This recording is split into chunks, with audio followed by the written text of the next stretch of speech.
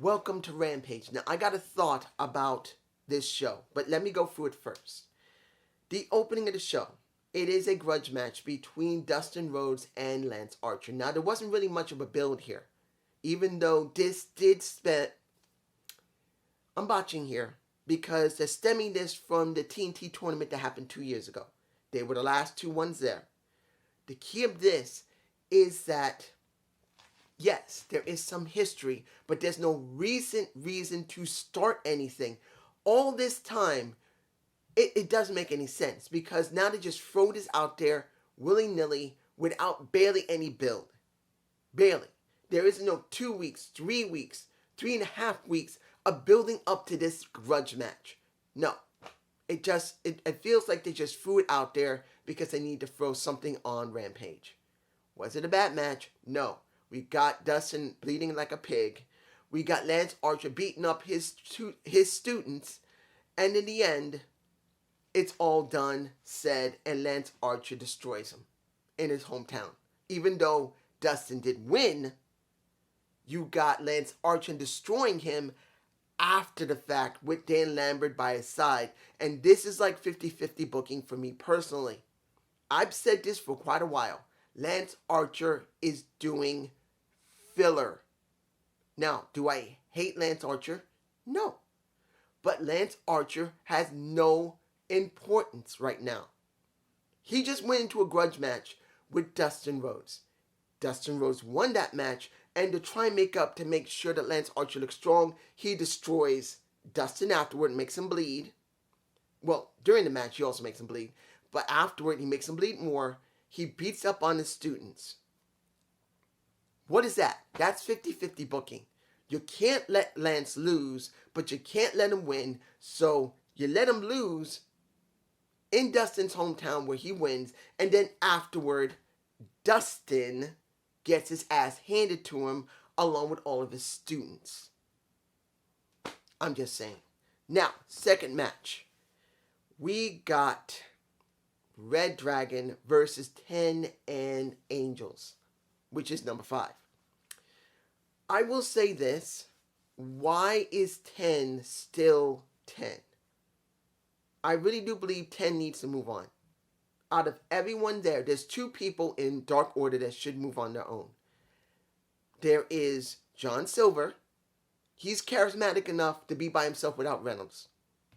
And then there is 10, who should be by himself as well. That's the way it looks. That's the way it feels. That's where it should be going. That's just me. I didn't expect Red Dragon to lose here, and they won.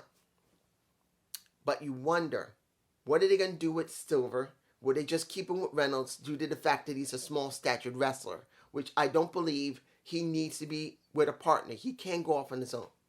And then 10, who really needs to go off on his own so you can find out, can he actually handle himself on the mic? Does he have charisma? Or whatever. Now, many people say 10 probably has no charisma. Well, guess what? They did several things to several other people, and look at Killer Cross. He's got charisma. He has ability, but they stuck him with Austin Aries for a long time until there was filler. Then he got hurt, and then finally Impact released him. He went to NXT, showed that he had charisma with his wife, and then got nothing. I'm just saying. Now, third match. Thunder Rosa's student, I don't remember her name, Wiskowski, I think, versus Nia Rose. Now, Nia Rose did have a okay vid pack. And I know a lot of people can't stand Nia Rose. Why is Nia Rose always seeming to be the first one that a champion has to deal with? Well, guess what? There's no Awesome Kong. She's retired. We don't have any really big women who seems capable, other than Britt Baker, to cause some type of friction. Britt is gone for now. She's done. She probably needed some time to rest, and she probably has an injury, possibly, I hope not, but she may have an injury, or she just wants some rest so she can recover. Take her off TV for several weeks to a month, she comes back refreshed, and then she deals with Thunder Rosa. The only other person that even comes close to dealing with a Thunder Rosa would be Jade Cargill, who is still not ready. Still not ready, even though she's about to become 30-0. Even though she looks good, she's sounding much better in her promos, and her ring work is improving, but she's still only been in the business a year, and she still needs time. So who else do you have that has been in the business for nearly 8 or 9 years easily, that is a Thunder Rosa dealing with a Vicky Guerrero? That I know I didn't say anything on what happened with Dynamite. I left it off because there's no reason to talk about it at this time, because it counts on how they're going to build it. Will it go at Revolution? Or will it be on a Dynamite or a Rampage? That's all I'm going to say. Fuego del Sol had his moment because of the match that happened on Dynamite. He wanted to make it really clear that people always counted him out, particularly that he likes to wear pink. I don't really care. Pink and black has been always a staple of the Hart Foundation. If you want pink and black or just pink, you'll be fine. Pink, fine. Pink and black, fine. I don't care. As long as he can perform in the ring, that he can talk, and that he means something. And he did get cheered on Dynamite, and here he got cheered again, and then the House of Black came in and whooped his ass. Destroyed him. But here's where it gets interesting. The House of Black facing down an Evil Uno and members of Dark Order who came out to check on Fuego del Sol. Here is where it gets interesting. Face to Face, I think, will be the title of this video. Where they're going to go with House of Black and where they're going to go with Dark Order. You got two dark groups. The House of Black is between the light and the dark. And the Dark Order, unfortunately, is not really dark. They're called Dark Order, but they're not Dark Order. Doing this without a true leader like a Brody Lee or a Wyndham Rotunda, who, if he did show up, would really boost them into something that they need to be, is not enough. So, I don't know where they're going with this. What does it mean for the House of Black to deal with the Dark Order when the Dark Order is so weakened and diminished that you need to let 10 go and be off on his own, because he looks like he could actually do something? John Silver, yes, he's a tag competitor, but he has enough charisma that he could go off and do something on his own next to being a tag competitor. You feel like two people there need to be off, need more, and they're just stuck. And then you got the Dark Order itself, where Evil Uno does not feel like an influence. Stu Grayson doesn't feel like an influence. And you saying, well, look on Dark or Elevation. Not everyone's watching it. I'm not watching it. So I don't see it. If it's not shown on Dynamite or Rampage other than this, why would you care? Not that I don't care about Dark Order or House of Black, but we're not going to look at... See it like this, guys. See it like this. Dynamite, Rampage, Elevation, Dark, now ROH.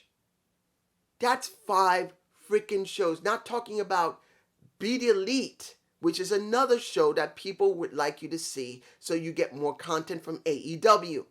That's 6 different shows. 6, not counting the vlogs that are going on with Sammy Guevara, with Evil Uno, and everybody else. That if they're not doing Twitch, that is impossible to keep track of everything. There's no way you're going to see it all. So, unless it's on Dark, well, if it's on Dark, fine. That's if you're a hardcore fan going up with that. But anyone who's casual or who's semi-hardcore, they're not going to look at Dark. They're not going to look at Elevation. They're going to look at Dynamite. They're going to look at Rampage. And when ROH reappears, counting if it's a developmental or not, if it's another part of their company, even though it's another brand, we'll be looking at that. We're going to look at ROH. We're going to look at Dynamite. And we're going to look easily at Rampage. Dark and Elevation are going to be an afterthought. Eventually, they'll be faded out.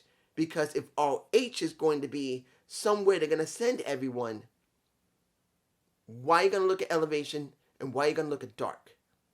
I'm just saying. Now, the Hook Appreciation Day, I'm calling it. Hook got a certificate for what? The QT Marshall certificate of appreciation. The first one here at producing, he decides to give it to Hook. And guess what happens? What do you think would happen?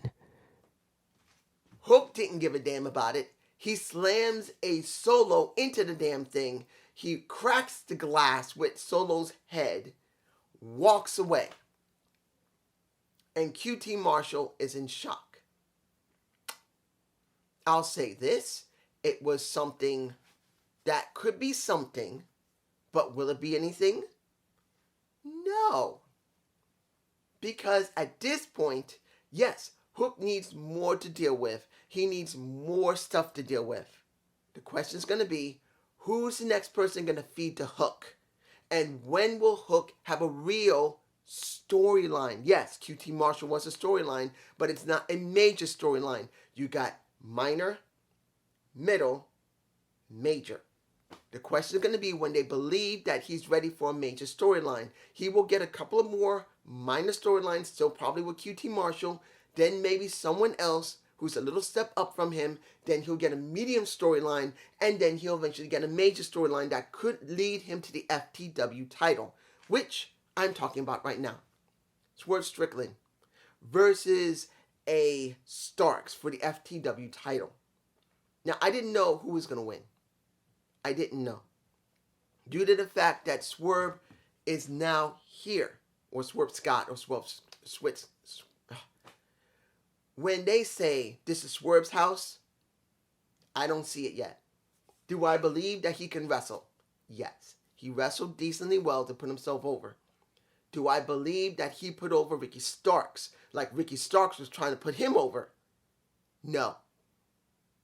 In his own promo, when he spoke with Ricky, Hobbs, and the incredible Mark Henry, he makes it very clear.